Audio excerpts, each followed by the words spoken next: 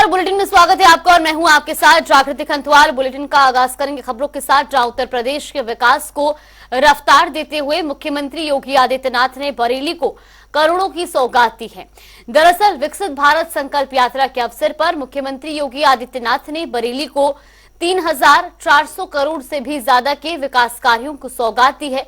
इस दौरान सीएम योगी ने कहा कि पीएम मोदी के नेतृत्व में आज दुनिया नए भारत के गौरव को सलाम कर रही है। हम सब एक नए भारत का दर्शन कर रहे हैं, एक ऐसा नया भारत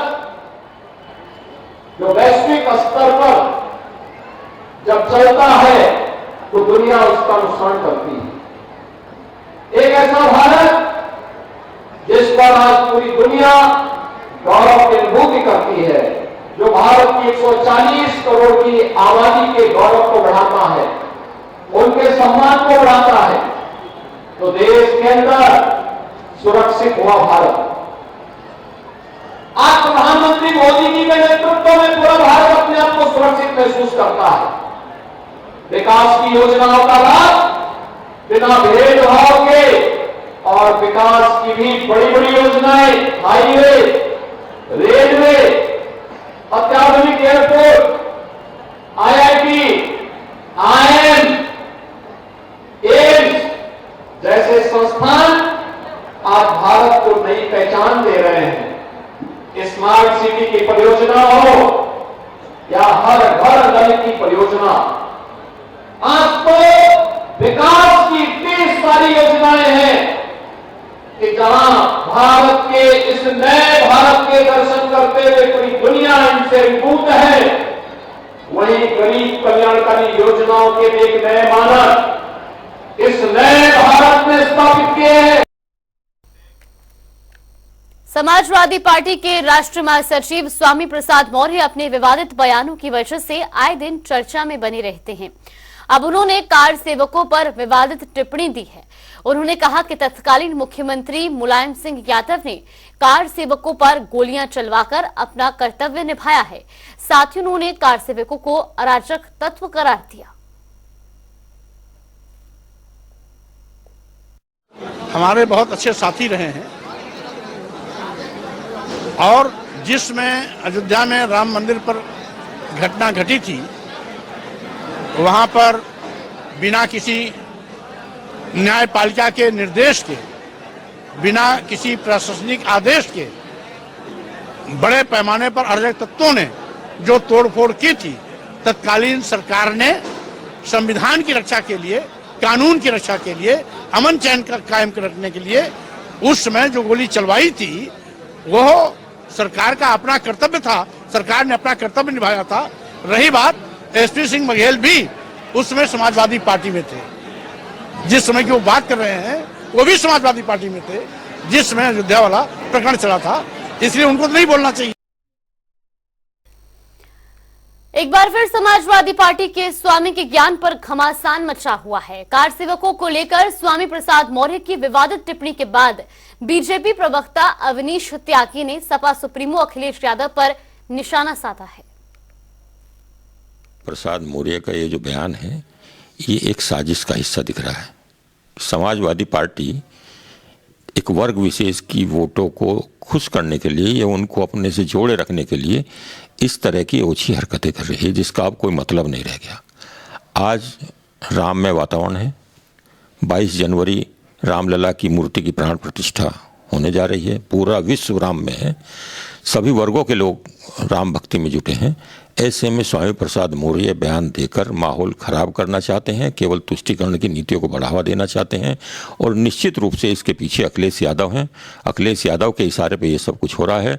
अखिलेश यादव को अपनी स्थिति स्पष्ट करनी चाहिए कि वो जो 22 जनवरी को कार्यक्रम हो रहा है उसके समर्थक हैं, वो राम के समर्थक हैं या स्वामी प्रसाद मौर्य के बयान के समर्थक हैं।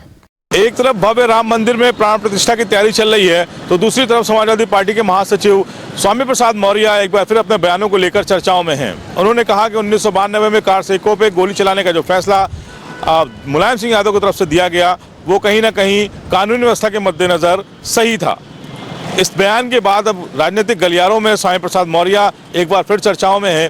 भाजपा के नेता कह रहे हैं कि अखिलेश यादव की सरपरस्ती की वजह से ही स्वामी प्रसाद मौर्य ऐसे बयान दे रहे हैं। फिलहाल बयानों को लेकर हमेशा चर्चाओं में रहने वाले स्वामी प्रसाद मौर्य अब राम मंदिर में दिए गए इस बयान पर फिर से चर्चा में है। कार सेवकों पर गोली चलाने का मुद्दा फिर गर्मा गया है। 1992 की यह घटना कहीं ना कहीं अब एक बार फिर चर्चा का विषय है। कैमरा पर्सन आशीष के साथ Tauqeer Kidwai, Janta TV, Lucknow. Deputy CM Keshav Prasad Maurya Prayagraj पहुंचे, जहां उन्होंने पार्टी के पदाधिकारी और कार्यकर्ताओं से संवाद किया। साथ ही डिप्टी सीएम ने उच्च अधिकारियों के साथ विकास कार्यों को लेकर समीक्षा बैठक की। इस दौरान केशव प्रसाद मौर्य ने राम जन्मभूमि मंदिर पर अखिलेश यादव के ट्वीट और विपक्ष पर जमकर हमला बोला।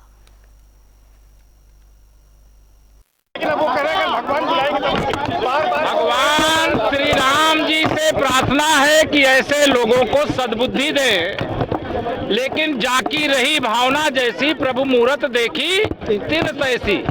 अब उनको हम भगवान से प्रार्थना कर सकते हैं, लेकिन अगर उनका दिमाग ही नहीं सही है, वो भगवान को अगर दूसरे रूप में देखते हैं, को भगवान जी का मंदिर बन रहा है, भगवान जी प्राण प्रतिष्ठा होने जा रही है, 500 साल बाद होने जा रही है, उनको डर लग रहा है कि कमल के फूल का मंदिर बन रहा है, उनको लग रहा है भाजपा का मंदिर बन रहा है, तो रामलला का मंदिर हर राम भक्त का है, हर राष्ट्र भक्त का है, हिंदुओं का भी है, मुसलमानों का भी है। हिंदू भगवान के रूप में पूजते हैं, मुसलमानों के पूर्वज हैं। रुक करेंगे बड़ी खबर की ओर। लखनऊ से बड़ी खबर, बड़ी जानकारी आपको बता दें, पुरानी पेंशन बहाली को लेकर हड़ताल, रेल कर्मचारियों ने भूख हड़ताल की है। भूख हड़ताल पर कई सरकारी विभाग हर रोज हड़ताल कर रहे हैं और ऐसे में 101 कर्मचारी हड़ताल पर है। मांग पूरी न होने पर देशव्यापी हड़ताल की चेतावनी दी गई है। ये बड़ी खबर, बड़ी जानकारी आपको बता रही, जहां पुरानी पेंशन बहाली को लेकर कर्मचारी हड़ताल पर। एक ओर जहां अयोध्या में भगवान राम की भव्य प्राण प्रतिष्ठा, देश भर से राम भक्तों के अयोध्या पहुंचने का सिलसिला जारी है, तो दूसरी ओर शामली में स्वदेशी तरीके से तैयार की जा रही राम मूर्ति की डिमांड प्रदेश ही नहीं अन्य राज्यों में भी बढ़ने लगी है। दरअसल राजस्थान के कलाकार शामली में भगवान राम की मूर्ति तैयार कर रहे हैं, तो वहीं मूर्ति की आंखों में चमक देने के लिए ताजनगरी आगरा के रंगों का इस्तेमाल किया जा रहा है। तो साथ ही मूर्ति के लिए ओडिशा से खास रंग भी मंगवाए गए हैं।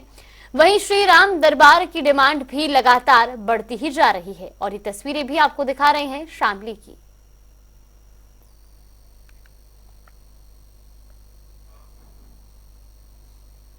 सदियों पुराना राम मंदिर का इंतजार अब पूरा होने जा रहा है। देश और दुनिया भर के राम भक्तों के लिए मंदिर की प्राण प्रतिष्ठा सबसे बड़ा उत्सव है। ऐसे में 22 जनवरी को ही गर्भवती महिलाओं में डिलीवरी कराने का अनुरोध किया जा रहा है। देखिए रिपोर्ट। सदियों पुराने राम मंदिर का इंतजार अब पूरा होने जा रहा है। देश और दुनिया भर के राम भक्तों के लिए मंदिर की प्राण प्रतिष्ठा सबसे बड़ा उत्सव है। ऐसे में गर्भवती महिलाओं में 22 जनवरी के दिन ही डिलीवरी कराने का अनुरोध किया जा रहा है। सभी माताएं रामलला के आगमन के दिन ही अपने परिवार में भी बच्चे के जन्म की कामना कर रही हैं और अपने बच्चों का नाम भगवान राम के नाम पर ही रखने का संकल्प कर रही हैं। इसी क्रम में लखनऊ के लोकबंधु नारायण अस्पताल की सीनियर स्त्री रोग विशेषज्ञ डॉक्टर कंचन मिश्र ने बताया कि उनके पास ऐसी कई महिलाएं आई हैं जो 22 जनवरी के दिन ही डिलीवरी कराना चाहती हैं। लेकिन नॉर्मल सिनेरियो में क्या होता है, डिलीवरी पे तो हमारा कोई बहुत कंट्रोल नहीं होता है, क्योंकि डिलीवरी तो एक ऐसा प्रोसेस है कि उसमें जब पेशेंट को दर्द बढ़े या कोई इमरजेंसी हो तभी हम लोग करते हैं कि उसको डिलीवरी प्लान करना है या उसका सिजेरियन। लेकिन सिजेरियन में क्या होता है, हम दो तरीके से सिजेरियन करते हैं। कुछ सिजेरियन होते हैं जो इमरजेंसी सिचुएशन में किए जाते हैं कि देन एंड देयर कोई ऐसी परिस्थिति आई जिसकी वजह से हमें ऑपरेशन करना पड़ा। लेकिन कुछ सिजेरियन ऐसे होते हैं जिनको हम लोग पहले से प्लान करते हैं, इसलिए उनको इलेक्टिव सिजेरियन कहते हैं, जिसमें कि हमें पता होता है कि इस पेशेंट में हमें सिजेरियन करना ही है। एंड उन पेशेंट्स में ऐसी 2-4 लोगों ने हमारे पास आए हैं जो चाह रहे हैं कि चूंकि उस समय मुहूर्त बहुत अच्छा है तो हमारा बच्चा उस समय पे लोकबंधु में हो जाए।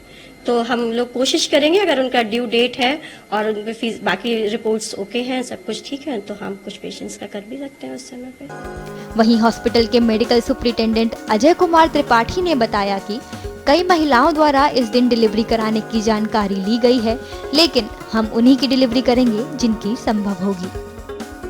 हमें बताया गया है गायनी डिपार्टमेंट की ओर से कि कई महिलाओं ने उनसे इंक्वायरी की है कि क्या परिस्थिति हो सकती है कि 22 तारीख को डिलीवरी हो। हम लोगों ने विस्तृत बातचीत की है, जिसका भी अगर संभव हो सकेगा वो डिपार्टमेंट तय करता है, सर्जन तय करते हैं, डिपार्टमेंट तय करता है कि इसको किस तरीके से करा जाए। लेकिन अगर जो भी यथासंभव स्थिति बनेगी, हम लोग पूरी तरीके से तैयार हैं। अगर 22 तारीख को डिलीवरी का होगा, जो भी तारीख तय होगा डॉक्टर तय करते हैं, उसके हिसाब से हम लोग अपने स्टाफ के लिए सबको निर्देश दिए हैं कि अगर यथासंभव हम लोग कोशिश करेंगे कि उनकी मनोकामना जो है वो जरूर पूरी की जाए, यदि संभव है साइंटिफिक बेस पे। वहीं दूसरी ओर स्त्री रोग ओपीडी में परामर्श के लिए आई 2 महिलाएं 22 जनवरी के दिन अपनी डिलीवरी को लेकर इच्छुक नजर आईं। उनका कहना है कि अगर हमारे घर 22 जनवरी को संतान का आगमन होता है तो हमारे लिए वह साक्षात भगवान का रूप होगा। मेरी भी यही इच्छा होगी कि 22 तारीख की डेट पे हो जाए, ताकि इस अवसर पर सब लोग कहा जाए कि राम जी के जैसे अवतार हुआ है, जैसे उनका वैसे हमारे घर में भी ऐसे बच्चा आए, तो सब लोग उनके लिए भी सम्मान किया था कि हाँ भगवान राम जी के जन्म स्थल के यानी जिस तारीख को जन्मभूमि हुई है उनकी, उसी तारीख को मेरे बच्चे का भी जन्म हुआ है। एक अलग ही खुशी होगी, वो अलग ही खुशी होगी, बच्चे की अगर पैदाइश होती है उनकी अलग ही पहचान होगी। कहा जाएगा, सब लोग सम्मान भी करेंगे, सब लोग इतने अच्छे से भगवान का रूप देखने को मिल रहा है एक तरफ से। बस अभी डॉक्टर के पास आई हैं तो डॉक्टर से भी कहेंगे कि अगर उस तारीख में हो तो आपको वो मौका खुशी होगी, खुशी होगी। डॉक्टर से कहेंगे कि अगर आपको वो तारीख मिल सके, अगर उसके आसपास आपकी डिलीवरी मिली है 15 के बाद ही है, 15 से तो आप बस यही मान देंगे। हम भी यही सोचते हैं, फैमिली में भी चाहते हैं कि 22 तारीख को परिवार के लोगों का क्या कहना है? उनका भी यही कहना है कि ऐसे टाइम पे अच्छे समय पर हो जाए तो ज्यादा अच्छी बात है, कहने वाली अच्छी बात होती है। बस यही चाह रहे हैं। क्या डेट मिली है डिलीवरी की? 22 जनवरी। 22 जनवरी मिली। 22 जनवरी को एक तरफ भगवान राम विराजमान हो रहे होंगे, दूसरी तरफ आपकी डिलीवरी होगी, कितनी खुशी है आपको? बहुत खुशी है। इच्छा है कि उसी दिन आपके यहाँ भी? जी, हम भी चाहते हैं कि जो है 22 जनवरी के दिन है हमारी डिलीवरी हो, तो जो है भगवान राम या फिर कोई भी रूप में आए, कोई भी देवी देवता हो, तो जो है हमें खुशी है कि हमारा उसी दिन डिलीवरी हो।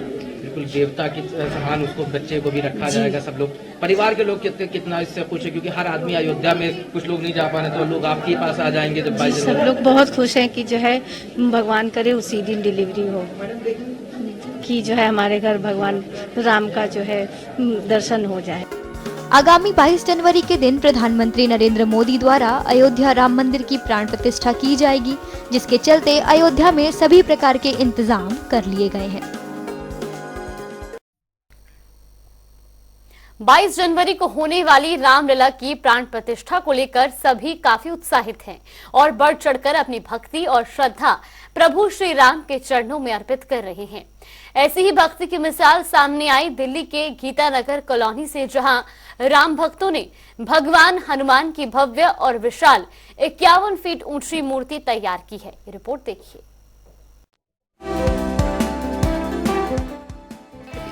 उत्तर प्रदेश की रामनगरी अयोध्या में राम मंदिर के निर्माण से न केवल अयोध्या बल्कि पूरे देश का माहौल राममय हो गया है। 22 जनवरी को होने वाली रामलला की प्राण प्रतिष्ठा को लेकर सभी काफी उत्साहित हैं और बढ़ चढ़कर अपनी भक्ति और श्रद्धा प्रभु श्री राम के चरणों में समर्पित कर रहे हैं। ऐसी ही भक्ति की मिसाल सामने आई दिल्ली के गीतानगर कॉलोनी से, जहां राम भक्तों ने भगवान हनुमान की भव्य और विशाल 51 फीट ऊंची मूर्ति तैयार कर डाली। खास बात ये है कि इस प्रतिमा का अनावरण उसी दिन होगा जिस दिन अयोध्या में भगवान राम अपने मंदिर में विराजेंगे। इस मूर्ति के अनावरण को लेकर गीता कॉलोनी और प्राचीन सिद्ध श्री हनुमान मंदिर कमेटी के सदस्यों में गजब का जोश देखने को मिल रहा है। हमें तो पता भी नहीं था कि 22 तारीख को वहाँ अनावरण हो रहा है श्री राम मंदिर का। उससे पहले ही प्रभु राम ने सारी व्यवस्था कर दी थी। हमारे सुशील दत्ता जी हैं जो सारे करते धरता ये हैं हमारे यहाँ पर, और हमारी टीम ऐसी है कि जो इनके इशारों पर सारे हम लोग समाज से काम करते हैं। तो एक सपना आया कि यहाँ पर एक हनुमान जी की मूर्ति बनाई जाए, और वो बनकर अपने आप ऐसे तैयार हुई, हमें पता भी चला, जिसमें सहयोग हमारी ट्रांस जमुना में जितने भी भागी हैं, जितने भी हमारे भक्त हैं, सब ने बढ़ चढ़कर हिस्सा लिया। और ऐसा काम होता गया कि एट टाइम ये एक तरह का इत्तेफाक नहीं है, ये प्रभु राम ने पहले से एक स्पीड तैयार की हुई थी कि उधर होना है। और इधर देखिए, हमने यहाँ पर अनाउंस किया, उससे पहले हमने किया था कि 22 तारीख को हम लोग इसका अनावरण करेंगे। उधर से पूरे हिंदुस्तान में प्रभु राम ने राम मंदिर का अनावरण कर दिया। तो ये भगत को, हनुमान जी को पहले ही यहाँ पर ले आए। तो हमारा बड़ा सौभाग्य है गीता कॉलोनी, हमारी ट्रांस जमुना के भक्तजनों का, कि आज हनुमान जी हमारे बीच में 22 तारीख को यहाँ सबके बीच में उनका अनावरण होने जा रहा है और प्रभु राम इसकी हमें आज्ञा दे रहे हैं और पूरे भारत के अंदर राम में राम में राम में होने जा रहा है। और यही कारण है कि बहुत जल्दी ये आपके सामने 22 तारीख को हनुमान जी प्रकट होंगे, जिसमें हम सब लोग मिलकर उनके दर्शन करेंगे और इधर से ही उद्घोष होगा और श्री राम मार्ग का द्वारा होगा। जय श्री राम। प्राण प्रतिष्ठा के दिन इस मूर्ति के अनावरण के बाद शाम को 31,000 दीप जलाकर पूरी कॉलोनी को जगमग किया जाएगा। साथ ही खुशी मनाने के लिए लेजर शो, भजन संध्या, सुंदरकांड आदि धार्मिक अनुष्ठानों के लिए भी विशेष प्रबंध कमेटी द्वारा किए जा रहे हैं। और अब रुक करेंगे 4 मिनट में 18 मंडल की खबरों का।